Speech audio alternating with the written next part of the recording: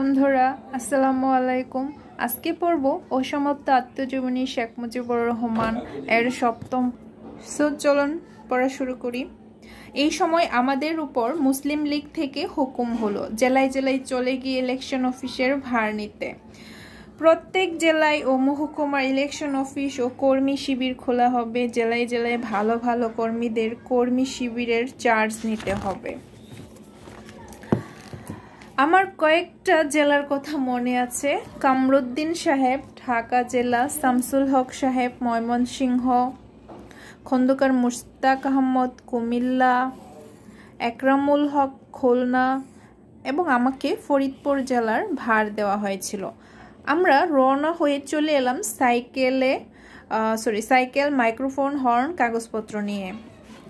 জেলা লীগ আমাদের সাথে সহযোগিতা করবে। আমরা প্রত্যেক মহকুমায় ও থানায় একটা করে কর্মী শিবির খুলব। আমাকে কলেজ ছেড়ে চলে আসতে হলো ফরিদপুর শহরে মিটিং করতে এসেছি মাঝে মাঝে, কিন্তু কোনোদিন থাকি নাই। আমাকে ভার দেওয়ার জন্য মোহন মিয়া সাহেব খেপে যান।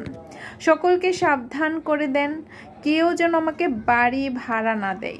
তিনি মুসলিম লীগের সভাপতি, কিন্তু আমাকে চান না। আমি আব্দুল হামিদ চৌধুরী ও মোল্লা জালালউদ্দিনকে সকল কিছু দিয়ে পাঠিয়ে দিলাম। হামিদ ও জালাল ফরিদপুর কলেজে পড়তো, তাদেরও লেখাপড়া ছেড়ে আসতে হলো। শহরের উপরে কেউই বাড়ি দিতে রাজি হলো না। আমার এক দুঃসম্পর্কের আত্মীয় শহর থেকে একটু দূরে, তার একটা দোতলা বাড়ি ছিল, ভাড়া দিতে রাজি হলো। বাধ্য হয়ে আমাকে সেখানে থাকতে হলো। সেখানে আমরা অফিস খুললাম, কর্মীদের ট্রেনিং দেওয়ার বন্দোবস্ত হলো। সমস্ত জেলায় ঘুরতে শুরু করলাম। মাদারীপুর, গোপালগঞ্জ, রাজবাড়িতে অফিস খুলে দিলাম। কাজ শুরু হলো। থানায়ও অফিস করলাম। এই সময় মাঝে মাঝে আমাকে কলকাতায় যেতে হতো। সৈয়দ সাহেব ও হাসিম সাহেব কিছুদিন পূর্বে একবার গোপালগঞ্জে এসেছিলেন, বিরাট সভা করে গিয়েছিলেন। এই সময় সালাম সাহেবের দল শহীদ সাহেব ও হাসিম সাহেবকে সংবর্ধনা দিতে রাজি হয় নাই, কারণ আমার অনুরোধে তারা এসেছিলেন। তার দলবল প্রশ্ন করলো আমি মুসলিম লীগের একজন সদস্য মাত্র, অফিসিয়াল লিগেই কেউই নাই। এ নিয়ে ঝগড়া হয়ে গেল গোপালগঞ্জে।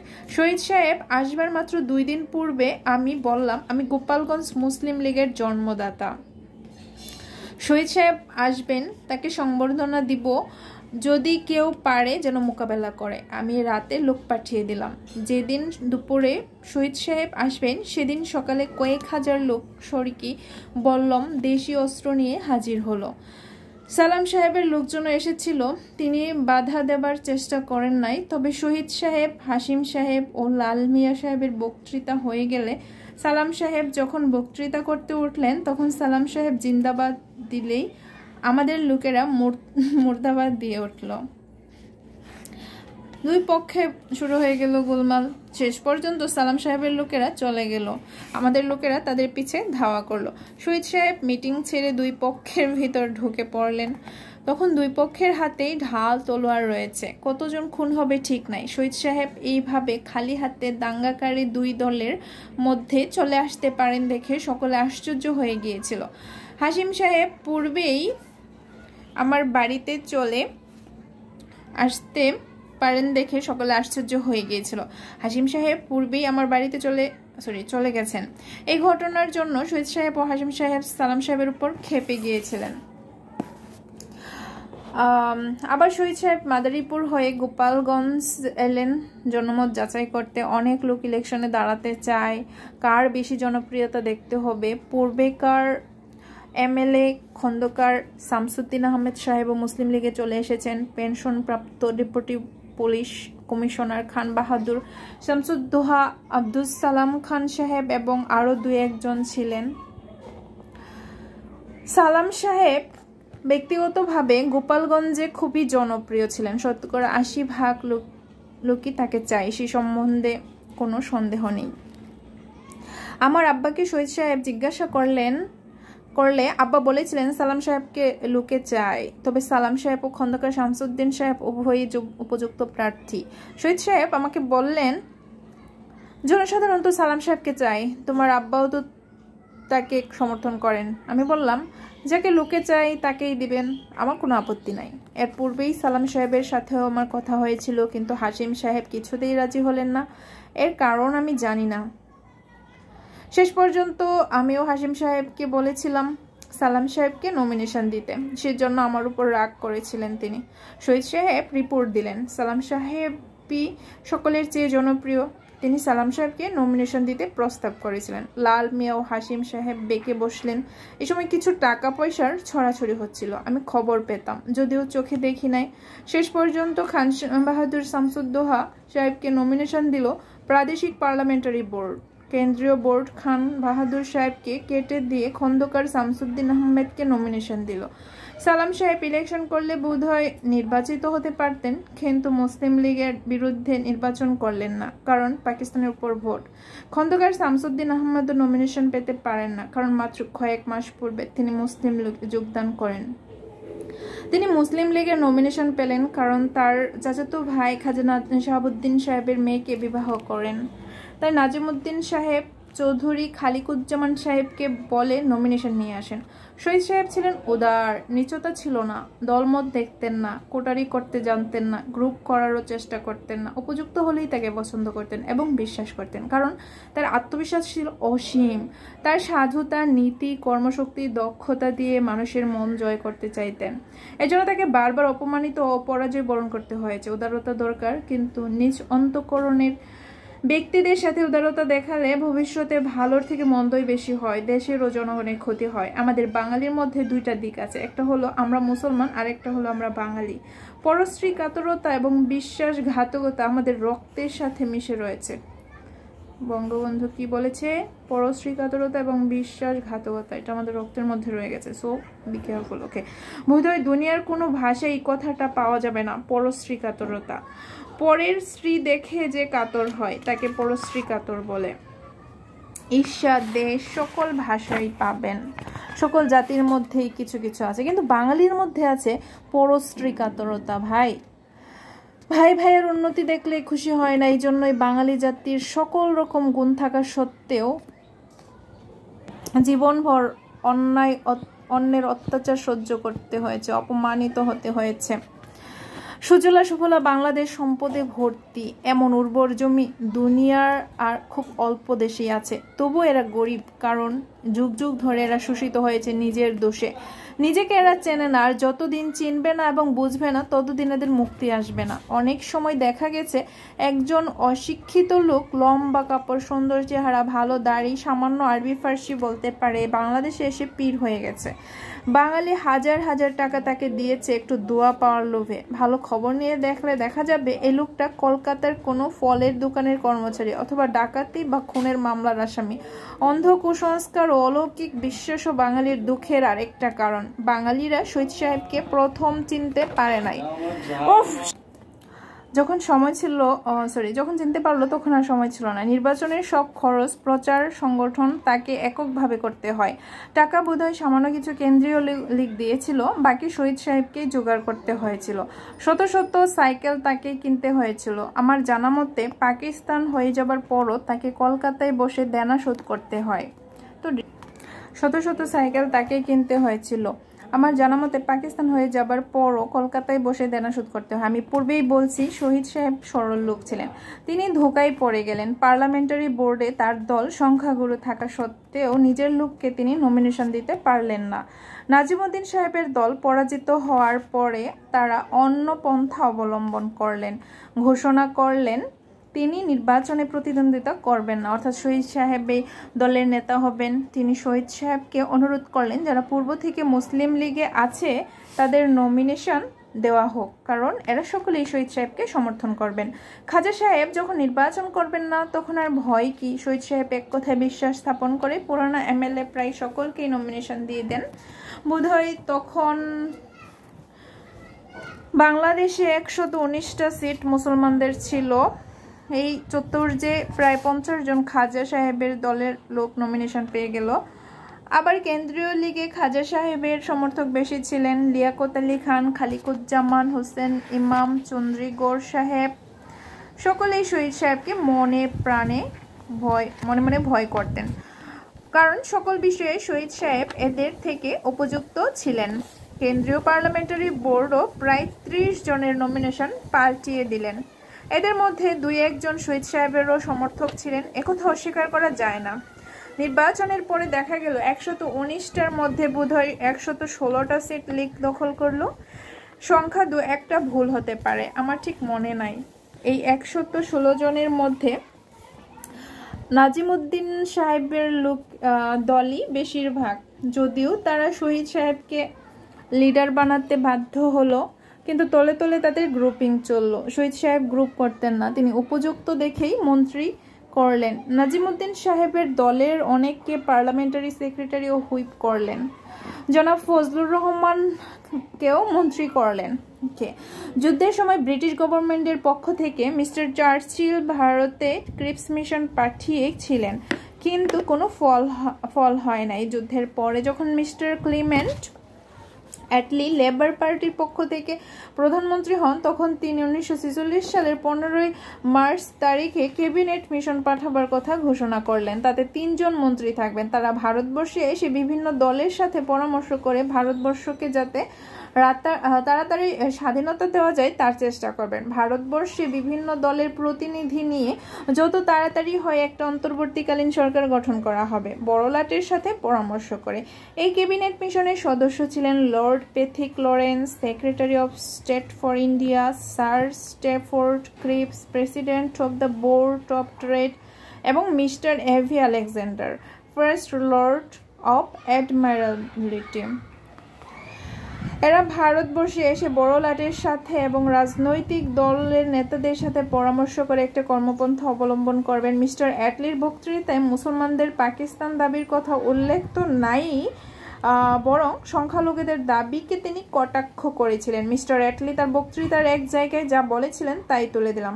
Mister Atlee declares that minorities cannot be allowed to impede the progress of majorities. Mister অ্যাটলির বক্তৃতায় কংগ্রেস মহল সন্তোষ প্রকাশ করলেন।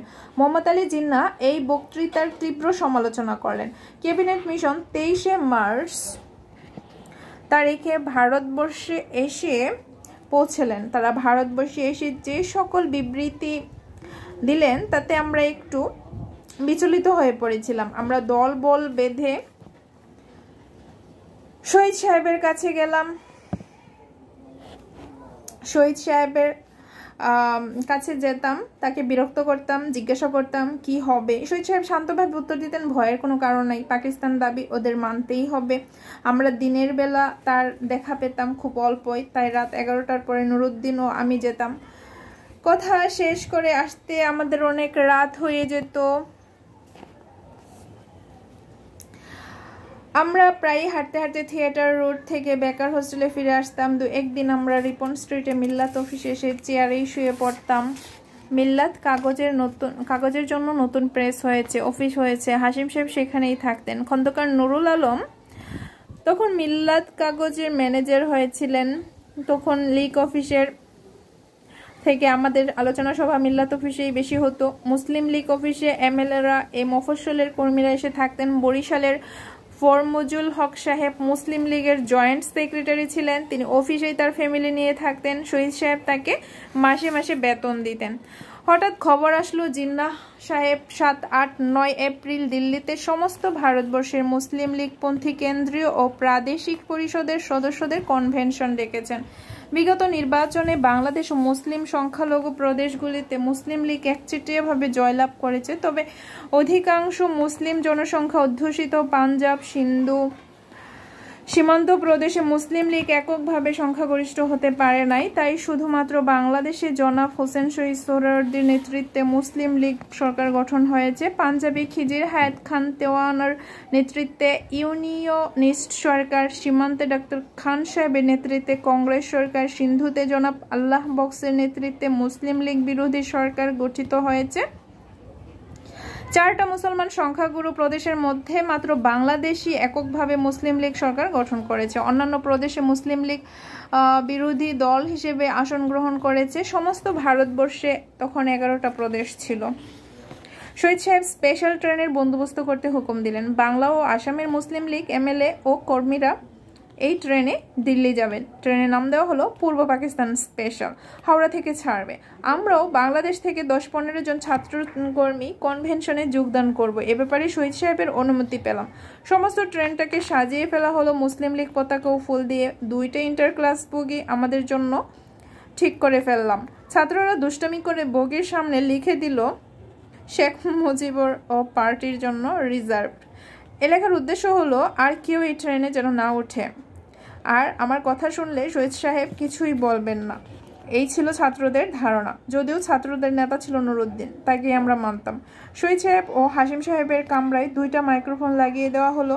হাওড়া থেকে দিল্লি পর্যন্ত প্রায় সমস্ত স্টেশনেই শহীদ সাহেব ও তার দলবলকে সংবর্ধন জানাবার ব্যবস্থা করা হয়েছে। বাংলাদেশে মুসলিম লীগের জয়ে সমস্ত ভারতবর্ষে মুসলমানদের মধ্যে একটা বিরাট আলোড়নের সৃষ্টি হয়েছে। জহিরুদ্দিনকে হাসিম সাহেবের কামরার কাছেই থাকার বন্দোবস্ত হয়েছিল, কারণ তাকে সমস্ত পথে উর্দুতে বক্তৃতা করতে হবে। সেই একমাত্র বক্তা যে উর্দু, বাংলা এবং ইংরেজিতে সমানে বক্তৃতা করতে পারত। কলকাতার কোনো মহল্লায় সভা হলে জহির উর্দু, আমি বাংলায় বক্তৃতা করতাম। নুরুদ্দিন, জহিরুদ্দিন, নুরুল আলম, শরফুদ্দিন, কিউজে, আজমিরি, আনোয়ার হোসেন, শামসুল হক সাহেব, খন্দকার মোশতাক আহমদ ও অনেক লীগ কর্মীর মধ্যে মুর্শিদাবাদের কাজী আবু নেসার, আমার মামা শেখ জাফর সাদেক, আরও অনেকে পূর্ব থেকেই প্রস্তুত হয়েছিলেন। দিল্লি যাবার অনুমতিও পেয়েছিলাম। এছাড়া যে সকল ছাত্র আমাদের হাওড়া স্টেশনে বিদায় দিতে এসেছিল, তারাও স্পেশাল ট্রেনে ভাড়া লাগবে না শুনে এক কাপড়েই ট্রেনে চেপে বসলো। প্রায় 8-10 জন হবে। তাদের না বলার ক্ষমতা আমাদের ছিল না। তারা ভালো কর্মী। নারায়ে তকবীর, মুসলিম লীগ জিন্দাবাদ, পাকিস্তান জিন্দাবাদ, মোহাম্মদ আলী জিন্নাহ জিন্দাবাদ, শহীদ সোহরাওয়ার্দী জিন্দাবাদ ধ্বনির মধ্যে ট্রেন ছেড়ে দিল। সমস্ত ট্রেনে মাইক্রোফোনের হর্ন লাগানো ছিল। জহির, আজমিরি ও আমি বেশি স্লোগান দিতাম মাইক্রোফোন থেকে। প্রত্যেক স্টেশনে আমাদের গাড়ি থামাতে হতো, যদিও সব জায়গায় গাড়ি দাঁড় করাবার কথা ছিল না। হাজার হাজার লোক শহীদ সাহেবকে ও বাংলার মুসলিম লীগকে সংবর্ধনা দেওয়ার জন্য হাজির হয়েছিল। সকালে যখন পাটনায় পৌঁছালাম তখন দেখি সমস্ত পাটনা স্টেশন লোকে লোকারণ্য। তারা বাংলাকে মুসলমান জিন্দাবাদ, শহীদ সোহরাওয়ার্দী জিন্দাবাদ, পাকিস্তান জিন্দাবাদ, লড়কে লেঙ্গে পাকিস্তান, এইরকম নানা স্লোগান দিতে থাকে। আমাদের প্রত্যেকের খাওয়ার বন্দোবস্ত করেছে বিহার মুসলিম লীগ এবং প্রত্যেককে একটা করে ফুলের মালা উপহার দিয়েছে। আমাদের ট্রেন যে সময় মতো দিল্লিতে পৌঁছাতে পারবে না, এটা আমরা বুঝতে পারলাম। অনেক দেরি হবে। আমরাও যেখানেই কিছু লোক স্লোগান দেয় সেখানেই ট্রেন থামিয়ে দিই। এই জন্য শহীদ সাহেব রাগ করলে আমি বললাম, কয়েক ঘন্টা ধরে লোক দাঁড়িয়ে আছে, আপনাকে দেখার জন্য কত দূর দূর থেকে এসেছে, আর আমরা 1 মিনিটের জন্য ট্রেন না থামালে কত বড় অন্যায় হবে ভাবুন তো। যা হোক, এমনি করে সারা রাত জনসাধারণ ছোট ছোট স্টেশনেও জমা হয়ে আছে। আমাদের ট্রেন দেখলেই তারা বুঝতে পারতো এলাহাবাদ স্টেশনে আমাদের সমস্ত ট্রেনটাকে নতুন করে ফুল দিয়ে তারা সাজিয়ে দিয়েছিল। পথে পথে বিহার ও ইউপি থেকে অনেক ছাত্র আমাদের ট্রেনে উঠে পড়েছিল। তাদের অনেকের সাথে আমার বন্ধুত্ব হয়েছিল। পাকিস্তান হওয়ার পরেও আমাদের বন্ধুত্ব বজায় ছিল। এদের অনেকে পাকিস্তান চলে এসেছে। দিল্লি যখন পৌঁছালাম তখন দেখা গেল যেখানে সকালে আমরা পৌঁছাবো সেখানে বিকালে পৌঁছালাম। 8 ঘন্টা দেরি হয়েছে। মোহাম্মদ আলী জিন্নাহ কনভেনশন বন্ধ করে রেখেছেন আমাদের জন্য। সকাল 9টায় শুরু হবার কথা ছিল। আমাদের ট্রেন থেকে সোজা সভাস্থলে নিয়ে যাওয়া হলো। দিল্লির লীগ কর্মীরা আমাদের মালপত্রের ভার নিলেন। আমরা বাংলায় স্লোগান দিতে দিতে সভায় উপস্থিত হলাম। সমস্ত সদস্য জায়গা থেকে উঠে সংবর্ধনা জানালো। জিন্নাহ সাহেব সেখানে বসেছেন, তার কাছেই আমাদের স্থান। যখন উর্দু স্লোগান উঠত আমরাও তখন বাংলা স্লোগান শুরু করতাম। জিন্নাহ সাহেব বক্তৃতা করলেন। সমস্ত সভা নীরবে ও শান্তভাবে তারা বক্তৃতা শুনল। মনে হচ্ছিল সকলের মনেই একই কথা, পাকিস্তান কায়েম করতে হবে। তার বক্তৃতার পরে সাবজেক্ট কমিটি গঠন হলো। 8 তারিখে সাবজেক্ট কমিটির সভা হলো, প্রস্তাব লেখা হলো। সেই প্রস্তাবের লাহোর প্রস্তাব থেকে আপাত দৃষ্টিতে ছোট কিন্তু মৌলিক একটা রদ বদল করা হলো। একমাত্র হাসিম সাহেব আর সামান্য কয়েকজন, সেখানে পূর্বে স্টেটস লেখা ছিল, সেখানে স্টেট লেখা হয়, তার প্রতিবাদ করলেন। তবু তা পাশ হয়ে গেল। 1940 সালে লাহোরে যে প্রস্তাব কাউন্সিল পাশ করে সেই প্রস্তাব আইনসভার সদস্যদের কনভেনশনে পরিবর্তন করতে পারে কিনা এবং সেটা করার অধিকার আছে কিনা এটা চিন্তাবিদরা ভেবে দেখবেন। কাউন্সিলে মুসলিম লীগের সুপ্রিম ক্ষমতার মালিক। পরে আমাদের বলা হলো এটা কনভেনশনের প্রস্তাব, লাহোর প্রস্তাব পরিবর্তন করা হয় নাই। জনাব হোসেন শহীদ সোহরাওয়ার্দীকে ওই প্রস্তাব পেশ করতে জনাব মোহাম্মদ আলী জিন্নাহ অনুরোধ করলেন, কারণ তিনিই বাংলার এবং তখন একমাত্র মুসলিম লীগের প্রধানমন্ত্রী। কাউন্সিল প্রস্তাবটা পড়ে শোনাচ্ছি। Whereas in this vast subcontinent of India, 100 million Muslims are the adherents of a faith which regulates every department of their life, educational, social, economic, and political, whose code is not confined merely to spiritual doctrine and tenets or rituals and ceremonies, and who stands in sharp contrast to the explosive nature of Hindu dharma and philosophy, which has fostered and maintained rigid caste system for thousands of years, resulting in the degradation of 60 million human beings to the position of untouchables, creation of unnatural barriers between man and man, and superimposition of social and economic inequalities on a large body of the people of this country, and which threatens to reduce Muslims, Christians, and other minorities to the status of irredeemable hellions, socially and economically. Whereas the Hindu caste system is a direct negation of nationalism, equality, democracy, and all the noble ideals that Islam stands for. Whereas different historical backgrounds, traditions, cultures, social and economic orders of the Hindus and the Muslims made impossible the evolution of a single Indian nation inspired by common aspirations and ideals, and whereas after centuries they still remain two distinct major nations. Whereas soon after the introduction by the British of the policy of setting up political institutions in India on the lines of Western democracies based on majority rule, which means that the majority of the nation or society could impose its will on the minority of the nation or society in spite of their opposition, as amply demonstrated during the 2.5 years regime of Congress governments in the Hindu majority provinces under the Government of India Act 1935, when the Muslims were subjected to untold harassments and oppressions, as a result of which they were convinced of the futility and ineffectiveness of the so-called safeguards provided in the Constitution and in the instruments of instructions to the governors, and were driven to the irresistible conclusion that in a united India Federation if established, the Muslims, even in Muslims majority provinces, could meet with no better fate, and their rights and interests could never be adequately protected against the perpetual Hindu majority at the center. Whereas the Muslims are convinced that with a view to saving Muslim India from the domination of the Hindus, and in order to afford them full scope to develop themselves according to their genius, it is necessary to constitute a sovereign independent state comprising Bengal and Assam in the northeast zone, and in Punjab, northwest frontier province, Sindh and Balochistan in the northwest zone. This convention of the Muslim League legislatures of India, central and provincial, after careful consideration, hereby declares that the Muslim nations will never submit to any constitution for a united India, and will never participate in any single constitution-making machinery set up for the purpose, and any formula devised by the British government for transferring power from the British to the people of India, which does not conform to the following just and equitable principles calculated to maintain internal peace and tranquility in the country, will not contribute to the solution of the India problem.